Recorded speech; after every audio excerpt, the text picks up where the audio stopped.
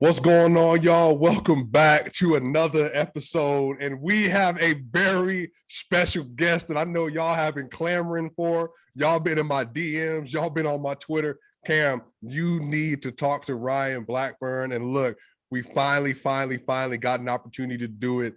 Ryan, you don't understand. You are absolutely one of the most requested guests to come on the channel. So thank you so much for spending some time with us, brother. Of course, man. Thanks for having me on. And I love to hear that. I've been working at this for a long time. And so to be a clamored for guest, that's pretty cool. That's pretty sweet. Yeah, Ryan, you are obviously with the Denver Stiffs. I mean, you do a lot of different things. First off, I love listening to your podcast. It's funny because you have, I do a lot of stuff, a lot of talking right for a living, and you have one of the best podcast voice for sports that's out there. So if nobody else tells you anything else this weekend, know that your voice is going to take you to heights that you never dreamed of. Man, that's awesome, man. I love hearing that. That's been, it just takes so much practice. It takes so much time. And so I used to not be able to speak in a lot of these contexts. So that's great. That's great to hear. It's everybody can get to that point. You start from a low place and then you just work your way up. It's all good. Well, y'all, we're going to give you a treat today. We're going to talk through Ryan's reaction to the top 75 players of all time list that he had an opportunity to contribute to. And obviously that is a tremendous honor. We want to hear about his thought process. Obviously, we got to talk about Jokic and his placement. We're going to talk about the top 10, what made some decisions for him a little bit easier, a little bit more difficult than others. And then we're going to talk about the Denver Nuggets. What can we expect from them in segment 2? What are the realistic expectations we can have without Jamal Murray being in the lineup? Once he gets back into the lineup, what can we project the team to be? And then finally, we're going to get to your favorite player, best player in the NBA, Nikola Jokic, and we're going to talk about Michael Porter Jr., possible all-star ascension. So, Ryan, are you ready? That's all I need to know. Are you ready to go? Let's do it, man. I'm excited. All right, bet. So, Ryan, obviously the top 75 list came out, and it has been in motion for, it appears to be months, and it's been slowly coming out day by day. We got a lot of information, and we kind of got the full list now. There were a bunch of people that contributed to this list. For you, what were some of the biggest maybe surprises or things that you love most about what came out of that list now that you've seen the final product? Also, as I'm pretty young, I'm 24 years old. And so I have a lot of inexperience when it comes to some of these older players, when it comes to the older generation, 50s, 60s, 70s. So me being able to go back in and sort of revisit different eras of history, that was a really cool learning experience for me. I try to invest myself in a lot of this, but as you know, it's so difficult to really fully appreciate the eras, the different aspects of basketball, how things have changed over time. And so what I really struggled with most during this experience was, how do I rank Jerry West versus Oscar Robertson versus Steph Curry? What are we even talking about here? Those guys, they just played in such different eras, different times. And being able to fully appreciate what that means and how these players sort of impacted the game at the different levels, I thought that was something I really learned through this process. And you just ask questions, you just try to gain as much of a full picture as possible for this. But that's really what stood out to me, was just how differently certain people reacted to their favorite players and their favorite eras being ranked low and high. Wow. So with that, you had an opportunity to put Jokic on this list, and I'm not sure if you had him the highest of anyone else, but on your personal list, I believe he is 22 with an overall rating of 93, and he's tied with Kawhi Leonard. He's tied with James Harden. He's tied with Giannis Antetokounmpo. He's also tied with Dwayne Wade. So for you, what made you place Jokic that high, and what was it about maybe his game, and were you projecting a little bit going forward on what you expect him to be at the end of his career? Yeah, so I think that Jokic is just such an interesting player in this list, and also in the NBA at 75 list that's going to come out next week. He is a great player, and I don't think anybody questions anymore just how great he can be. The only question at that point is just how soon it is. And I sort of took it from the perspective of, hey, man, this MVP, this extremely talented player, just put up one of the greatest seasons we have ever seen. And when you look at it from that frame of mind, okay, you're going to have your Michael Jordans, your Magic Johnsons, your LeBron James is above him. But at some point, it's very possible to just say, hey, look, Kevin Garnett, for example, how much better was Kevin Garnett than Nikola Jokic at their respective peaks, given that Garnett's got that 04 MVP, given that Jokic just got his, in sort of a similar circumstance where lifting up teams that aren't necessarily fully championship caliber at that point to completely different heights. And some of these guys have done that. I think James Harden's done that. I think Giannis has done that. I think Dwayne Wade has been able to do that before. But there are some superstars and some historically great players that haven't been able to do that before. And so you look at Jokic, and it may be too early for some people, and I fully understand if it is, but I sort of see this as the start of something incredible for this Nuggets franchise and for him personally. I think that he is going to be a top 20 player of all time when it's all said and done. And I don't know how high that goes. I think that he still has further to reach. But if he can stay on this track, the peak is going to just rise. And I think this is sort of the starting point, the leaping off point for that exact peak.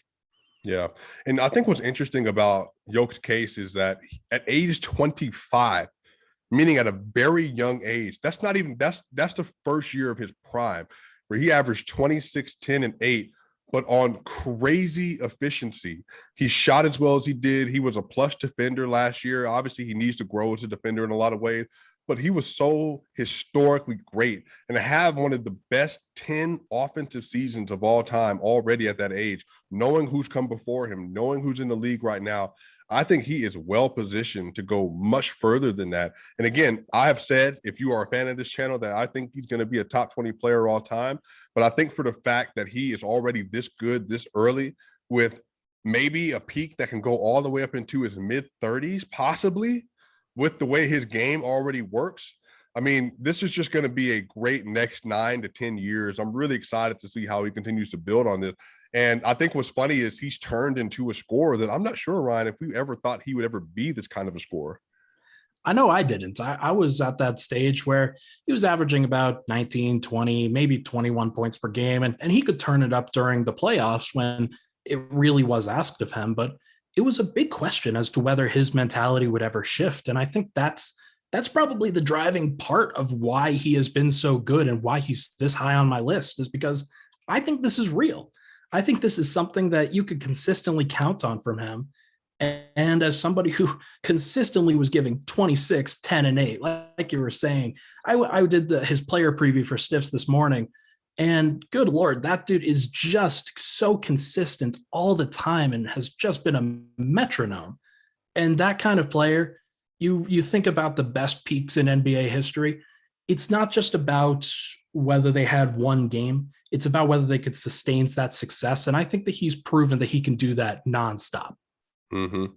So let's get to the rest of some of your list. You know, I'm looking at your top 10 list, and this is what's on there so far. You have LeBron James, Michael Jordan, Wilt Chamberlain, Bill Russell, Kareem Abdul-Jabbar, Shaquille O'Neal, Hakeem Olajuwon all the way at 8, Kobe Bean Bryant, Magic Johnson. Then you got Steph Curry at 11, Tim Duncan at 12, Kevin Durant at 13, Larry Bird at 14, Jerry West at 15. So can you just give us some insight? How did you get to where you got Wilt Chamberlain all the way up at your number 3 spot? You got Larry Bird all the way at 14. You got Hakeem at 8. And Larry Bird, for many people, considered the greatest small forward of all time outside of LeBron James. How did that work out? Yeah, so let me give a little bit of context here. When I ordered this list and just posted it to Twitter, it just did the alphabetical order in terms of the actual number that I did. So LeBron James and Michael Jordan, they're both at 99 for me. They're both in that same tier. But LeBron, L comes before M. So that's really the reason why I think that those guys are there. And you could say the same about Bill Russell, Kareem, and Shaq. That I have them in the same tier. I have Hakeem, Kobe, Magic, Steph, Timmy in the same tier. A lot of these guys, when you think about the longevity of some of these players, like a Kareem, like a Tim Duncan, like even a Kobe Bryant in some cases, I think that that helps elevate them in terms of a greatness profile, in terms of just how impactful of a player they were over a long stretch of time. But when you think about the individual seasons, when you think about Shaq's 2000 season, Steph Curry's 2016 season, where those guys at their absolute peaks, at the absolute pinnacle of what they were doing, were unstoppable, unflappable. Those are the kinds of seasons that I was looking for in this stretch, where as long as it wasn't a fluke, as long as they were basically able to do that consistently for a season to maybe 3, and it wasn't just a one-hit wonder, then that's why I credited those guys where they were. Guys like Tim Duncan, Kobe Bryant, Kareem Abdul-Jabbar, for me, consistently excellent, awesome players. If I were doing a greatest of all time list, then they would be higher than where they were. But in terms of the ability to, for one season, for one moment, be as impactful as you were at a very singular point in time, that's why they were a little bit lower.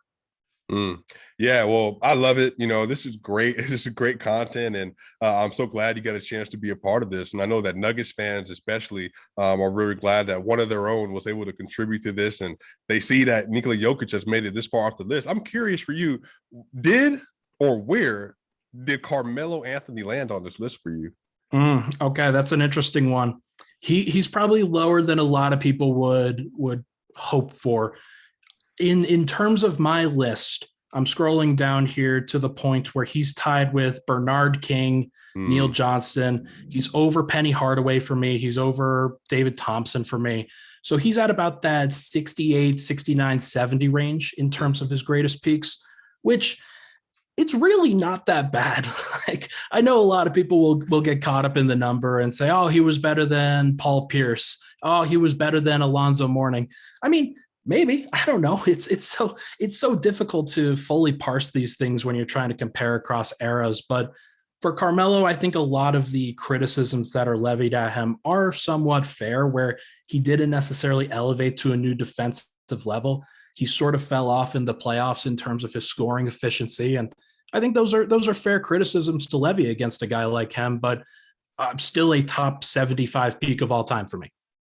Wow. Well, look, y'all, again, we are here with Ryan Blackburn, a burn of the Denver Stiffs. If you got the podcast and everything that you got going on. So y'all, please follow this man. If you ain't doing nothing, follow this man on Twitter. Go and listen to the Pickaxe and Roll podcast. It is excellent. He puts out great content on the regular. This episode is already off to a great start, but we're going to go ahead and move into segment 2 because I know y'all want to hear about the Denver Nuggets. So, Ryan, with everything that we got going on, we got Aaron Gordon with a brand new sparkling 4-year, $93 million potential contract. We got a Michael Porter Jr. potential $207 million deal coming up.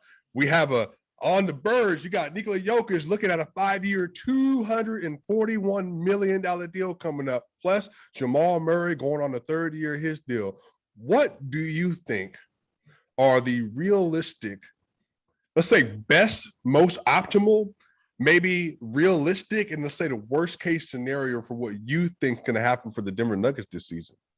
Sure, man. I think one thing that has to be qualified here is that the best case scenario is that Jamal Murray comes back earlier than expected and is looking healthy, is looking good. And even if this team isn't even if they're not at that place where you're hoping, oh man, top 3 seed already, even without Jamal, they can still get to that point. They can still find that level. It's going to take a little bit of time, but the best realistic scenario for them is that Jamal comes back and he fits right in, but also elevates them to that new tier where they have that off the dribble scorer that they desperately need, where they have that other threat who outside of Jokic and outside of MPJ can always give them an elite performance, can get to that next level, delivers in the playoffs. Once you get to that level where Denver's put together this team, Aaron Gordon as the supporting piece, Will Barton as a supporting piece, Monte Morris moving back to a supporting piece after being a starter, there are going to be a lot of questions about how they fit together, but the best, kind of most realistic scenario is that it takes a little bit of time, but Jamal Murray gets back healthy, and then this team is an absolute threat in the playoffs. Do you think that the Denver Nuggets, with a healthy as possible Jamal Murray, maybe back in February or March, with 2 months to ramp up for the playoff, do you think that team, if everyone else is good to go and healthy finally, including Will Barton, who has not been healthy for the start of the last 2 playoffs, do you see them having an opportunity to become a championship team this season? Yes, unequivocally, yes. I think that this is a championship caliber team. I think that they have the pieces. I think that when you look at the anatomy, the DNA of a championship contender, you have to have that top player. I believe that Jokic is that top guy. I think that he was unfairly criticized in the playoffs last year for just getting exhausted after having to carry the boat for his second best player going out. And for his third best player in Michael Porter sort of falling off a little bit. I think that a lot of those criticisms were a bit unfair, and that might change as these playoffs come around, where if Jamal is getting back into that good place, if Michael Porter is a year older and a year better, if Aaron Gordon is a year more comfortable, if Will Barton's actually there, if PJ Dozier's actually there, I think this team has a really good mix. They have a lot of great offensive talent. They have defensive answers at different stages. It's not going to be an elite defense, but if it's solid, then this team has a new level that they can reach that can match teams like Brooklyn, the LA Lakers, the Milwaukee Bucks, the Phoenix Suns, the Utah Jazz, whoever you want to put them up against. I think that they can be in that same tier for sure. You know, what's interesting is I hear a lot of people, most public skeptics, most analysts that are not the huge Denver Nuggets fans, or maybe just really honestly don't watch the Nuggets like they should.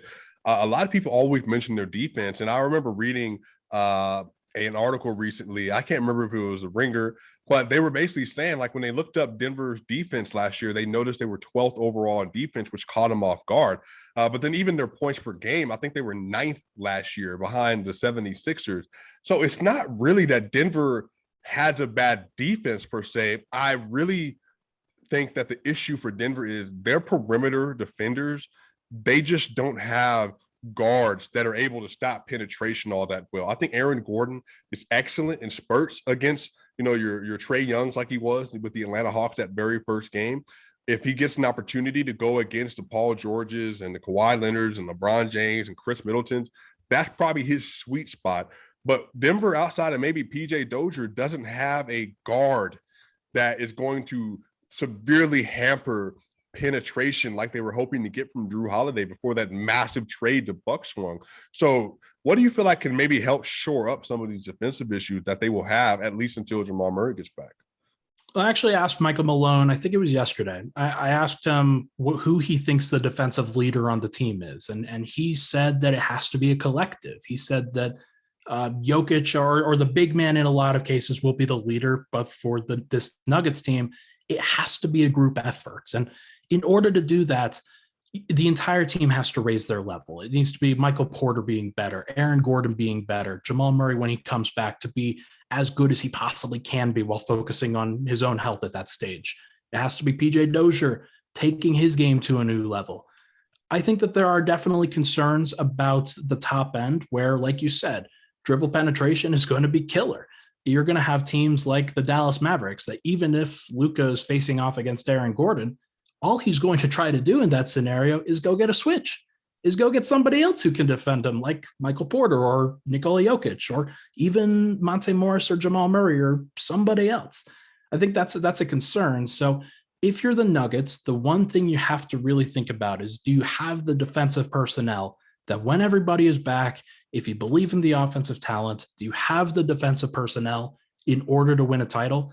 If the answer is no, you probably have to go get somebody else who can help you do that. Again, y'all, this is Ryan Blackburn with the Denver Stiffs, who is dropping absolute bars right now. So here, I've had this thing, Ryan, and you probably haven't listened to the channel because you have a lot of real stuff you have to do instead of hang out. I listen to the channel, Cam. It's all good. I got you.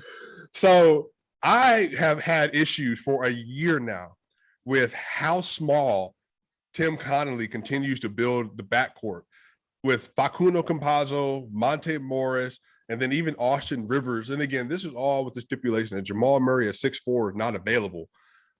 Facu hasn't shot well all preseason. He also was a part of the reason they got absolutely burnt toast by the Phoenix Suns last year in the pick and roll game. And everybody was hopping on Yoke. Well, it's like there was nobody on the perimeter that would help with him. Monte Morris was just still coming off an injury. Will Barton played for 2 games that series, came off of an injury as well. And then we won the minutes where Will Barton was in the series. It was only +2, but it's still, he at least had a comparable NBA guard. Right. What do you think we can realistically expect from that backcourt with Monte Morris and Austin Rivers and Facundo Campazzo? Do you think that we're looking at an opportunity or possibility where Facu falls out the rotation with the way he's played so far in preseason, the emergence of Bones Highland? Apparently we have Damian Lillard on our squad with Marcus Flamethrower Howard. I mean, what do you think can be the projection for the backcourt this season? It's going to be fascinating because, like you said, this backcourt, they're very small, and they actually got smaller by adding Bones Highland to the mix, where he does have a long wingspan, and I will give him that, but that dude is 170 soaking wet. It is going to be difficult for him to switch on to anybody and put up much of a resistance, and it's not his fault, but you're just in a situation where you got to rely on guys who are pretty undersized. So for that reason, you could be right. The Facu, it's going to be very interesting to see if he stays in the rotation or not. I'm very curious, like you. I think that this is a situation where Denver may have to go bigger. And if they want to keep Bones Highland in the rotation, then you've got to replace him with somebody. And I don't think it's going to be PJ Dozier. I don't think it's going to be JaMychal Green or Jeff Green.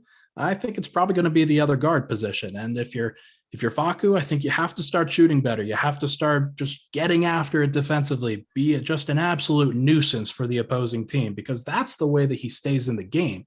If he can get his own players involved, if he can be a nuisance for the opposing team, then there's absolutely a possibility that he can do that and stay in the rotation. But like you said, if you want to improve defensively, you generally have to improve size-wise across the board, physicality across the board.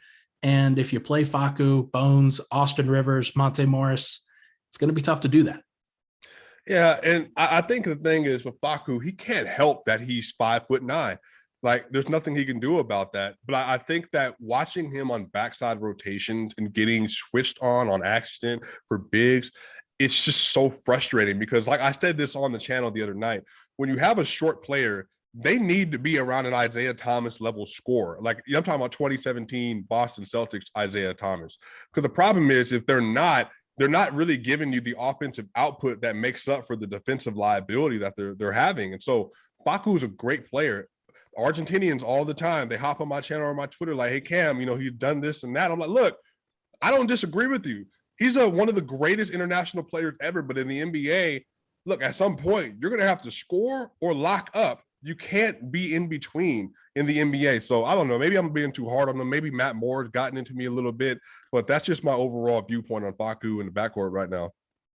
Yeah, it's going to be tough, man. I think you'd hope that PJ Dozier just takes a step up, that if he is the guy who progresses, who continues to get better offensively, who by being on the court is just going to naturally make the defense better. I think he's that good of a defender, especially team-wise, that he will be the reason that Denver sort of elevates their game.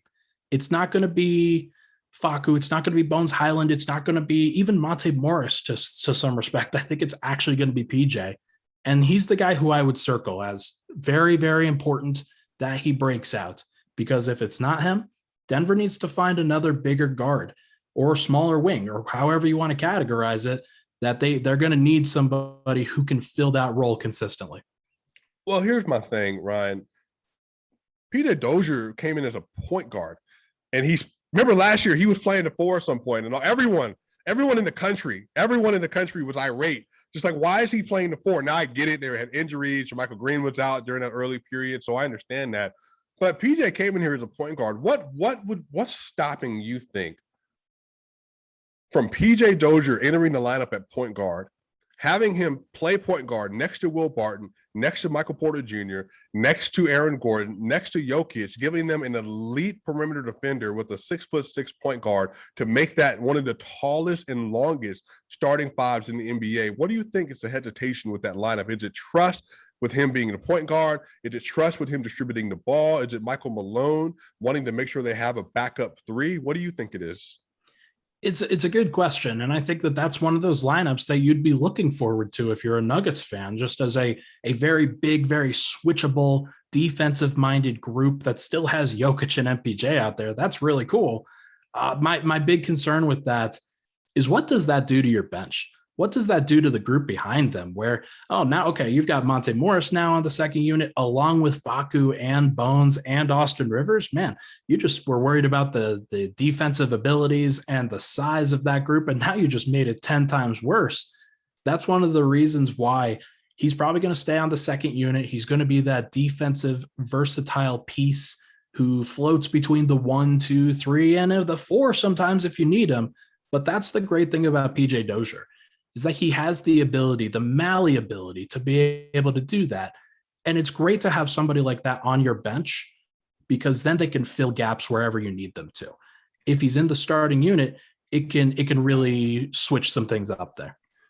Well, I think the thing too is, Ryan, I'm wondering, why does it feel like it takes so much effort to get a backup wing on the Nuggets? I mean, is it that veteran thing? Because I feel like the Lakers got 12 of them. They got Trevor Ariza, for a bag of chips, and then there's obviously people in the league that you could have maybe went out and tried to grab just bin players. You know what I mean? I'm even thinking about the Portland Trailblazers 3 seasons ago when they had Aminu and the rest of them. Like, is it just a philosophy thing? They just don't feel like that position needs to be prioritized near as much for the sacrifice of guard play, maybe because of all the injuries they've had over the last couple of years? It's a good question. And I think one of the things that you're going to run into with that is they didn't expect that Bones Highland would be this good this early. They didn't know that Austin Rivers was going to be back, and ultimately decided, hey, we probably can't do better than Austin Rivers with our 15th roster spot here. So they decided to go and do that. They got Jeff Green. I think that was a good move for them from a versatility kind of wing forward spot perspective that gives them a little bit of extra flexibility. But in order to do that, they gave up Paul Millsap. They gave up the right to go get JaVale McGee again. Or another backup center in that regard. So it's going to be fascinating. They have a bunch of point guards, a bunch of point guard sized players. They have a bunch of 6'8" to 6'10" guys who are probably a little bit too big to play the 3 and a little bit too small to play the 5, but they're just going to make it happen. And then they've got Jokic, and it's just a fascinating lineup thing that this Nuggets team, this Nuggets roster, they're always trying to surround players like that. And usually they just list them as guards, forwards, and Jokic. That's how I would list everybody at this point. Mm-hmm. Yeah, and I think it's interesting. I've been clamoring for Jeff Green for a while, just because of the athleticism he has. He's very intelligent. He's been around the league. He knows what it means to play as a role player, to play with other superstars as well, all the way back to the Seattle Supersonics days. That's always been his DNA. So do you think it's possible? And also this too. I don't know if we're done hoping for Bol, and maybe we're done hoping for Zeke Naji. We're kind of where he is in his head right now. Because is there a way maybe where Jeff Green can move up to that 3 position, even at 34 years old? I know it's a little old. I know that's not his best position. Is it Bol takes that leap, plays in that 4-5 spot, and then you're able to play JaMychal Green and Jeff Green? I mean, what may be the solution to kind of help with some of that?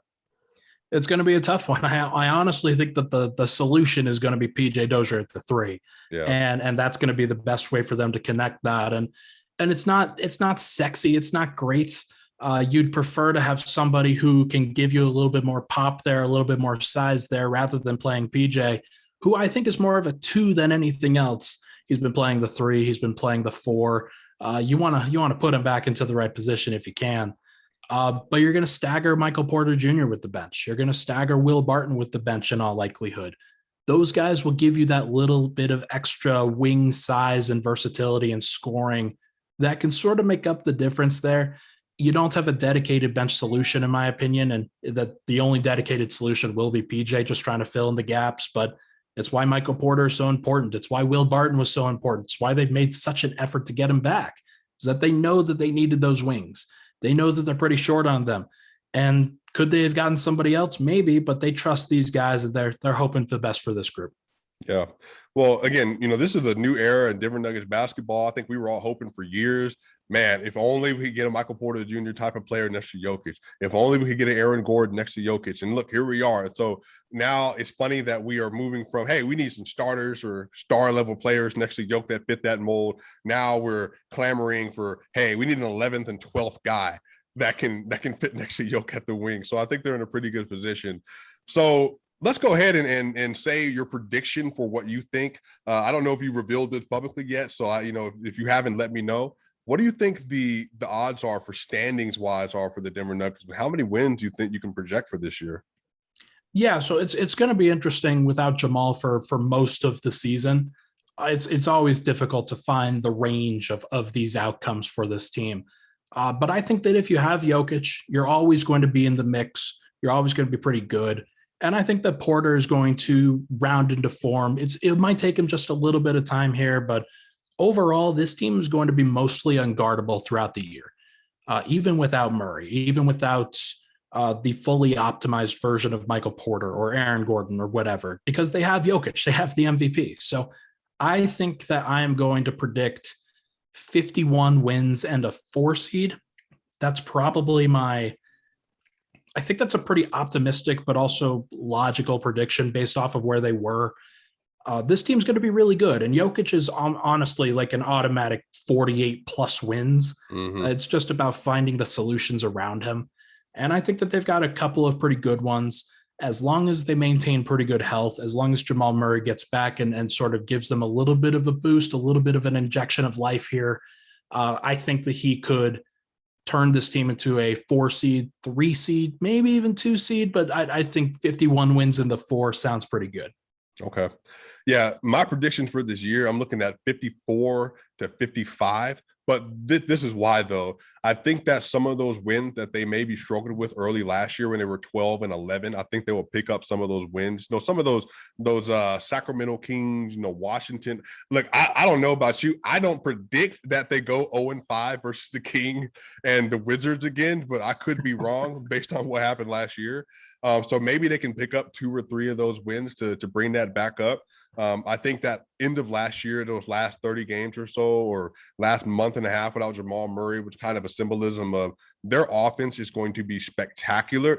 Can they get those defensive stops from PJ Dozier, from Aaron Gordon, backside defense like Michael Porter Jr. had last year, some of those key blocks he was getting? Can they pick up some of those interconference wins?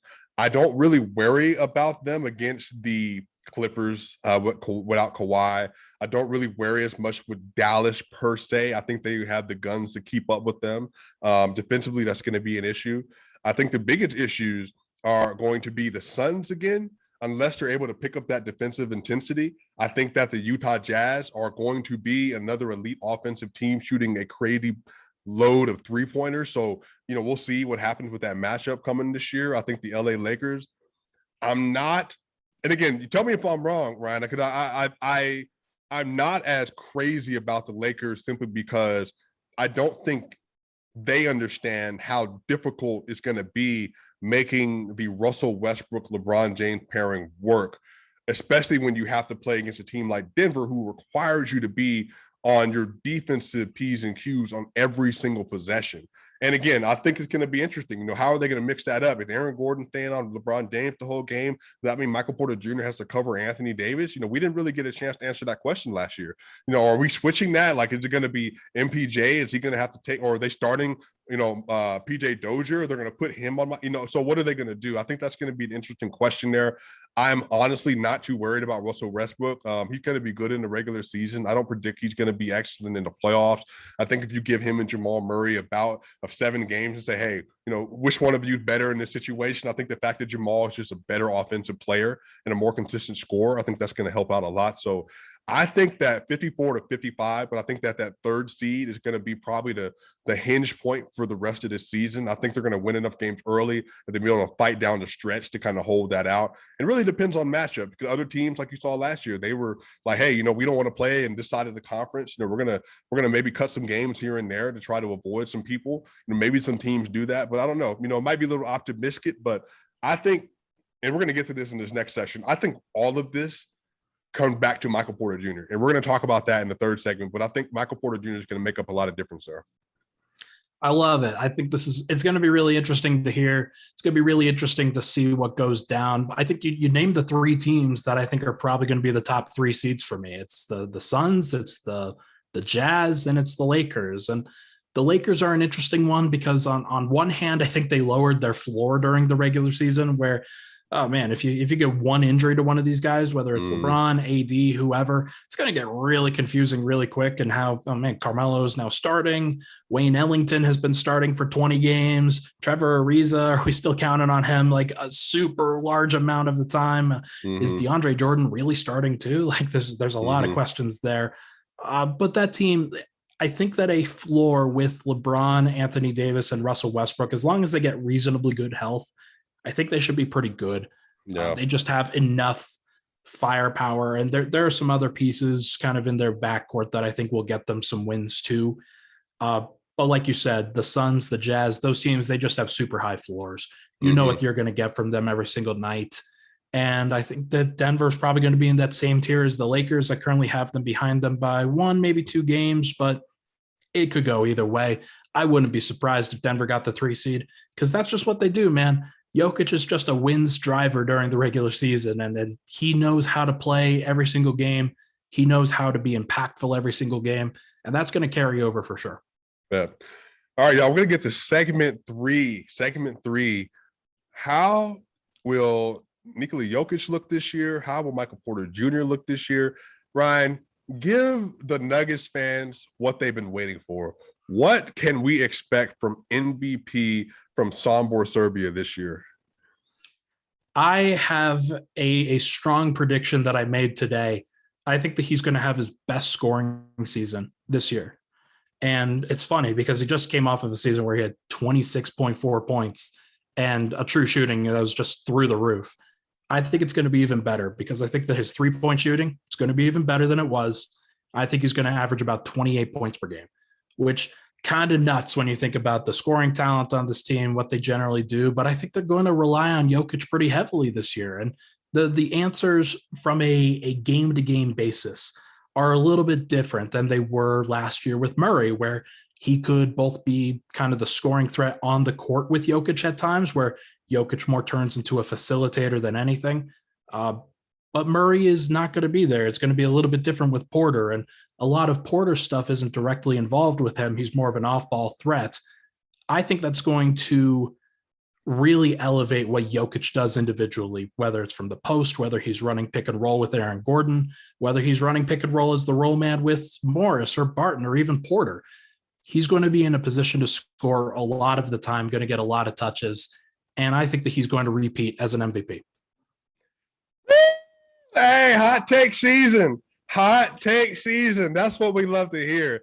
Look, I believe full in my heart that, remember when before Murray got hurt and when Jokic was more in he didn't have to force the issue as much, he was shooting 42% from the 3-point line for a good portion of the year, like halfway through the year and plus. And I think it's very possible to look at a season where Jokic's averaging 27.5 points per game on 11 rebounds per game, but maybe sitting around 7.5 assists instead of all the way up at 8. And if you can give 27 and then you can give another 11, another 7 assists a game to have another just outlandish stat line, very much can see him shooting around 54% from the field. He shot about 56.5 last year, 54% from the field, 41% from the 3-point line. Honestly, Jokic should probably be somewhere around 88% from the free throw line. And the reason I say that is because he shot 87 last year, But really, he could notch that up a little bit because sometimes it's the fatigue. And again, not out of shape fatigue, but fatigue meaning playing so much minutes kind of weighed on him. And he shot some free throws later in the season because his free throw percentage went down as the year went down. But again, a lot of that's attributed to the rotation. Murray going down. Will Barton was down. Monte Morris was down. PJ Dozier was down. So they just didn't have it. So I really think he can have a spectacular year next year, have another all-time offensive season. What I would love, Ryan, tell me if this is a possibility. I think every year he comes back with having worked on something and made a decision in his mind that I'm doing this. This is the thing I'm going to do. He started in the first playoff, 25, 13, and 8. We was like, wait a minute. Didn't Jokic average 18, 10, and 6 last year? He went to the playoffs averaging 25, 13, and 8 in his first playoff. And then the next year puts up outlandish numbers. And then this last year in the first round in the playoffs said, hey, you know what? I think I'm just going to do this. 30 points, 10 rebounds, 5 assists on 50, 40, 90. So Jokic is just one of those dudes that says, I'm going to get in shape. So I'm going to lift every single day after my game. I'm going to become a better defender. So I'm going to become from a negative defender to an average to a good defender, depending on the situation.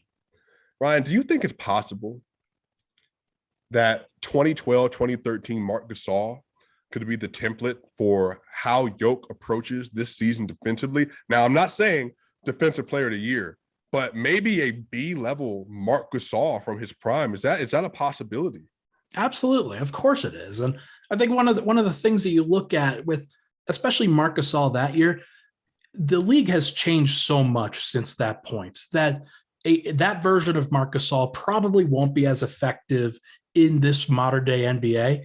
Does that mean that Jokic can't reach that level of that level of impact where he's deflecting passes, where he's being a good drop center, where he's switching and doing a reasonable job there? Yeah, absolutely. He's not going to be Rudy Gobert. He's not going to be Joel Embiid from a defensive perspective, but could he be a B-level version of Marc Gasol? Absolutely. And I think that's probably his next step. He's probably going to switch around to being a little bit more of a scorer this time of the year as opposed to the passer. But from a defensive side, I think that the one thing that he needs to improve is his drop coverage. Mm-hmm. It's the one thing that when you think about Jokic as a center, how he defends most of the time, he's out at the level, he's out switching onto players, he's getting his hands into passing lanes, being aggressive. For him to reach that next level, for him to be as fundamentally impactful on both ends of the floor as he possibly can, if he can reach that drop center ability where instead of having everybody scrambling behind him, he makes it a little bit easier on his teammates, that would be the level of Jokic that I'm looking for. If he can reach that level, that's excellence. That is a true one-of-one center that you're talking about at that point. Yeah. And what's interesting is when you hear people talk about Nikola Jokic, most subjective analysts and subjective rankings have him around 5 or 6, which obviously for me, irates me because I don't understand how you're still putting him there. Again, I know for them, they think it's respectful, but Steph Curry did not outplay Jokic as an offensive or defensive player last year. They have the audacity, ESPN, to put Luka Doncic at 5, which if you saw my Twitter, again, doesn't make sense. Jokic was a better offensive and defensive player and had more team success. What else does he have to do? But I think most people, if he was able to take a leap to at least be in the conversation for all defense NBA, second team, I'm not even saying he has to make the team, Ryan. If he can be in the conversation to say, man, so we got Rudy, we got Joel Embiid, but did he outplay Bam Adebayo as a center last year from an effectiveness standpoint? That right there would change the conversation about Jokic in its entirety, because now it's undeniable that he legitimately is the best offensive engine in the NBA that we've ever seen, possibly outside of this side of 2015-16 Steph Curry. And the defense is that elite to where he is so intelligent, Draymond Green level of intelligence on defense. I think that changes the conversation. Could even think in basketball, just put a video out basically talking about the top 10 players in the NBA. And what he said was, Jokic for me is number 2 in the NBA right now, but he really falls between 4 and 1, meaning 4 if he takes a step back and moves back toward being a porous defender, but number 1 is achievable if he ever becomes that kind of defender that you can consistently rely on. So Ryan, I think that's a possibility. And I think all of us that are a part of Nuggets Nation believe he can do it, but it's really a matter of if he goes out and does it or not. First of all, shout out Ben Taylor, Thinking Basketball. He does such excellent work on his channel as well. I think you're right. And I think that he's right too, where the next step, the final evolution, whatever you want to call it, is Jokic being that consistently impactful defensive player that doesn't just like, he's not being taken advantage of anymore, but is actually making plays, is actually just being an impactful rotation guy who is stopping people from getting to the rim, blocking shots more often, more frequently than he was before. Because I don't think teams fear him. I don't think the players fear him when they're going at him. And that's one of the things that you think about with this Nuggets team, that no matter who's going up against them, they're still going to run pick and roll at Jokic. They're still going to run a lot of those sets where they try to isolate him a little bit. Him being in better shape, him being a veteran, him being kind of getting older and understanding the nuances a little bit better, I think that's going to really help him just sort of progress to get to that next level. Do I think he's going to be a Draymond level? Do I think he's going to be Bam Adebayo level? Probably not. I think that that's something that he can aspire to. But what Michael Malone said to me was that you don't know who's going to be that defensive leader. It has to be a collective. If it just becomes definitively Jokic and this team is a top 7, top 6, top 5 defense in the NBA, that's pretty incredible stuff from a player like that, who is the offensive engine of this team, like you said, the best offensive engine in the league. And then he does that as well on the defensive end. Good God, man. I don't think the takes couldn't be hot enough, Ryan, if that ever happened. If we were able to look halfway into the season and see the Nuggets ranked 4th or 5th in the NBA in defense and see that it's not Aaron Gordon, but it's Jokic. Oh, the Twitter, they won't have enough of it. All right, so let's talk about our boy Michael Porter Jr. What do you think realistic expectations? So let's say best expectation that you have and what you hope and think can legitimately happen with Michael Porter Jr. season this year. Yeah, so this preseason has been a little bit interesting where you don't know necessarily how connected he is with this entire offense, especially with Jokic. There are some things that I have concerns about, but it could just be preseason things and guys not giving full effort or full focus, and that is what it is. But when he gets locked in, when he gets to his full rhythm, where he is shooting 50% on threes, where he's just dominating people inside because that's 6'10 and 230, just a physical, dominant beast of a player who dunks over people and gets around people and just doesn't really worry about who's in front of him. He has that capability. He has the physicality and the technique and the skill set to be able to be a 25 point per game scorer consistently in this league. Whether he can reach that this year or not remains to be seen. I still think that he has a ways to go with his handle. He has a ways to go with his ability to read the court and what Jokic wants to do.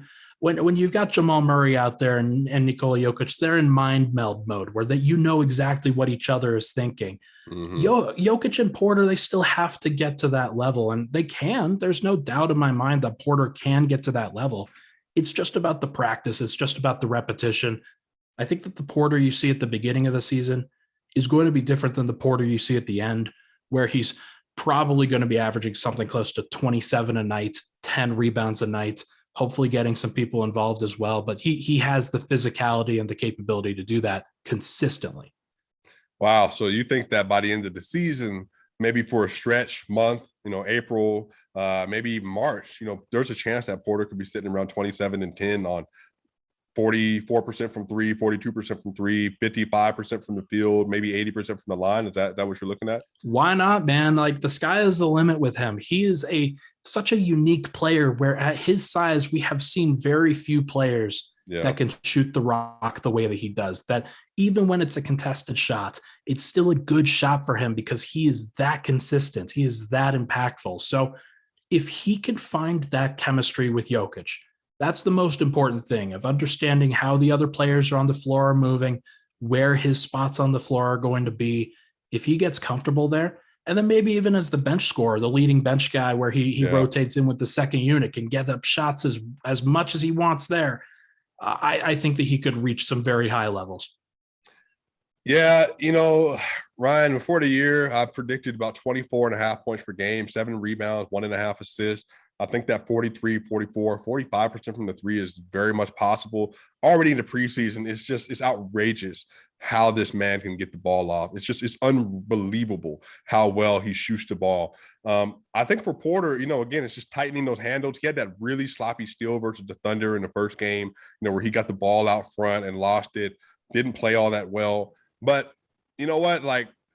Porter doesn't even need to reach a handle level where it's like I'm not asking for Steph Curry. I'm not even asking for Kevin Durant in transition. But Kawhi Leonard just learning basic fundamentals on what to do with the ball, how to move the ball, how to get to your spots, how to rise over people, how to self-create to a degree. Because remember, y'all, it took Kawhi Leonard up until around his 8th season for him to really start becoming that kind of a scorer. When he got to Toronto and that last year in San Antonio, when they won 67 games and all that stuff, he had started to make that leap to becoming more of a ball creation player. Up until that time, he was a byproduct of San Antonio's system that was finding spots for him. I think that's kind of how Michael Porter Jr. is going to have to approach his career. He's only going into his 3rd year, which again is outrageous to think about that he's already this good. And Ryan, something I've said repeatedly, he's better than Jamal Murray was at this age and at this point in time in his career. The thing that's different is Jamal Murray, he had a sync with Jokic because his IQ is at a different place than Porter's is right now. Because I think Jamal Murray being at Kentucky with Calipari really helped him. Jamal Murray's father, Jamal Murray in high school, his experience, those early years with Jokic from, being able to coach Michael Malone from 2016 on every single day helped him. Whereas Michael Porter Jr. had to sit for a whole year. He had 3 games in college. It's just it's just always been like he's catching up on the learning curve, Yeah, the comparison between Porter and Murray is just so interesting because you have Murray who it was always kind of a question of whether he could get to that level or not, whether he would have the physicality, the athleticism, the shooting talent, and he just kept working through it and grinding through it as much as possible. You'll never meet a harder worker in the NBA, a more competitive person in the NBA than Jamal Murray. And that's what really drew me to him initially. It was just anybody that has that level of dedication, that level of work, I am going to just put my faith into them because of how they can reach that level consistently. And it's not always going to be perfect, but you're going to get your best effort from them. And Murray absolutely delivered on that and turned himself into an elite basketball player.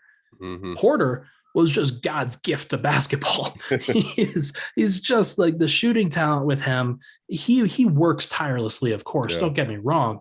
But with him, the jump shot is just so effortless. The ability to move and the contortion and the unnatural way that he can get to his spots and still get up and down and still be a perfect jump shooter is just incredible. I don't know if we've seen that much of anything like it before. And so he is starting from a higher baseline in terms of talent, I think. No criticism levied at Jamal Murray. He has earned it every step of the way. And I think the world of it. I think he's a top 5 point guard. But I think that Porter, like you said, his ability to get shots off, his ability to do that consistently is just going to elevate him to levels that we may not have seen before. Even with Jokic, I think is going to be the best Nuggets player in franchise history. But the fact that Porter could absolutely contend for that title if he continues to get better is just nuts. Yeah. That's wild to me. I think we have to Porter, the way he talks about basketball, the way he talks about himself. Even remember when offseason, I've been trying to get Bol to come with me to the gym at night. He has a crazy devotion to the sport. I wonder though, Ryan, and maybe you have a better grasp of this. I find myself, the 2 comparisons have always been Kevin Durant and Klay Thompson. Maybe he is just more of a Klay Thompson, Reggie Miller, Rip Hamilton, and we are hoping that he moves more into the Kevin Durant, to the Kawhi Leonard, scorers. But maybe he's a bit of both. What do you feel like his final product in his prime kind of looks more like? Do you see him as an isolation scorer, 4th quarter, literally cleared a way out? There's nothing you can do. I'm going to score on you. Or do you more see him as literally don't let him touch the ball off the screen, or literally it's a wrap? I think the 3 names that I had initially as the it was other than Klay Thompson. It's the three small forwards that I think are the best kind of picture for him and what he could possibly be in this league were Kevin Durant, Jason Tatum, and Paul George. Those three guys, I think he doesn't have the ball handling of a Jason Tatum. I don't think he has the ball handling of a Kevin Durant. But in terms of the talent level, in terms of the ability to get your shot off, in terms of the height, the size at that position, I think there's definitely a factor there. So if I had to boil it down to Paul George with Klay Thompson's play style, I think that's probably where I would go. Paul George, not as great of a ball handler as somebody like Jason Tatum or Kevin Durant, but is mostly an off-ball player in terms of how he gets his shots, but can handle at his peak. That's probably the direction that I would go. Paul George with Klay Thompson's shooting ability is a very special player. Yeah, I'm just, again, you're as somebody who watches basketball. I like Paul George since he was obviously in Indiana Pacers. Just to think that there's a possibility for me to see Michael Porter Jr. lining somebody up one day with a double hedgy crossover and a sidestep to the right three-pointer. I mean, I won't do an episode that night. I wouldn't be able to contain myself, Ryan. It'd be great, man. He's I think that we haven't seen the best of Michael Porter's dribbling ability. We haven't seen the best of that level of him. Where really, this is his third season in the NBA. What are we talking about here? This guy has just got so many more levels to go, I think. And it's going to be about confidence. It's going to be about poise. It's going to be about learning experiences. He's going to have all of those experiences throughout his NBA career that are going to shape him into a different player. So I think that that's something that he's going to learn. He's going to be the first option on a championship team at some point. And whether that's with the Nuggets, whether that's with somebody else, I think he's talented enough to make it with the Nuggets. And that says a lot about him. Yeah. And again, just for perspective, as you said, third year, he just turned 23 years old. And the questions that we're asking about him are not what you usually ask about 23-year-old players. We're asking, okay, is he going to be a top 10 player? If so, when? You know what I mean? When is this going to happen? It's just the Nuggets are better positioned than they've ever been before. And I think that's what's so exciting about it, Ryan. It's even with the Jamal Murray injury, well, guess what? Jamal Murray went down. It's man, that sucks. Okay. But Jamal Murray was also 24 years old. He has maybe 12 to 14 more years of his career after this. So I think it's amazing to think that we have another 10 plus years with Yo, 10 plus years with Murray, possibly 10 plus years with MPJ. And then even Aaron Gordon just turned 26 years old about 6 weeks ago. So that's what I'm saying. This team is better positioned than ever. Future's bright, man. I'm looking forward to it. It's a great time to cover the Nuggets. It's a great time to get on the bandwagon. Some of y'all missed your time, but it's never too late, man. This team is going to be very, very good. I'm looking forward to it. Jamal, get well soon, my guy. You're going to be very, very important for this team for a long time. Yeah.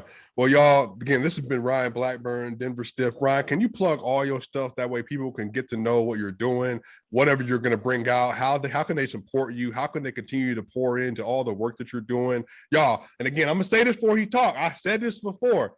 Get Ryan now. I'm telling you, one of these networks going to call this dude up one day. He's going to be gone doing something big somewhere, and y'all finna be bro, where Ryan go? I told y'all, 2021, stop playing around. Ryan, go ahead and tell them where you at.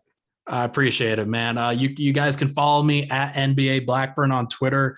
That's where I drop a lot of the stuff, drop a lot of the Nuggets coverage.